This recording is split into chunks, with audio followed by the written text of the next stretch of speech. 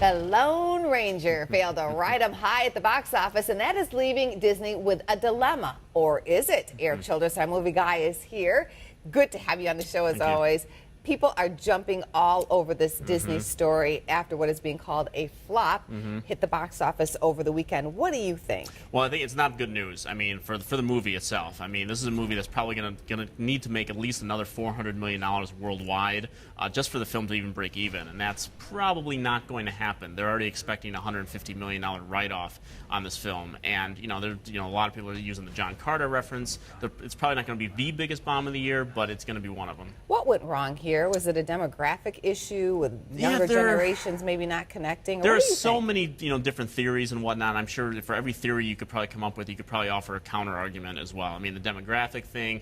Disney's just going to be watching its budget from now on. I mean, this is it's already shut down because of a $250 million budget at one time. They got it down to around $215. That's still very high for a Western. But these are the people that did the Pirates. Came up with $3.7 billion in grosses for the Pirates movies. So they gave them carte blanche, let them do what they want, and they paid the price for it. Well, some people are saying we might see some more safer sequels coming from Disney. Yeah, like Iron Man 3 with the $1.2 billion movie that came out this year that Disney is making tons of money on in conjunction with Marvel. They probably have that $150 million write-off in a suitcase in Jerry Bruckheimer's closet.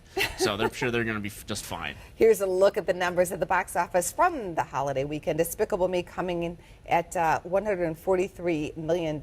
So that sequel did extremely well for Universal. Yeah. The Lone Ranger at 48, The Heat 36, Monsters University at 30, and World War Z at 26. Yeah, and you look at that Despicable Me number. I mean, for 5 days, that's the highest grossing animated film and for a 5-day gross, even more than Toy Story 3.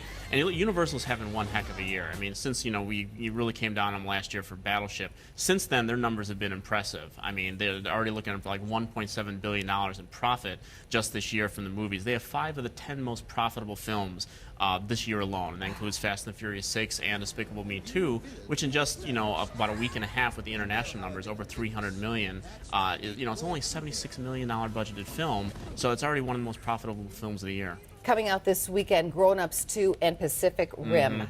Yeah, forget about Grown Ups 2, Sandler sequel, but Pacific Rim is a $180 million plus budgeted robots versus monsters movies that a lot of fans are really hoping he's going to do well for director Guillermo del Toro, who has a high fan base. I'm not a fan of the movie. I think the action sequences in the movie are completely incoherent, even more so than some of the Transformers movies even, which I'm certainly not a fan of. But I think the movie could have a very big international base. They could do very well overseas. Here in the U.S., I think that it might open decently, but I don't think it's going to sustain and do very well. But its international numbers could very well save it. Thanks for coming on, Erik. Thank you.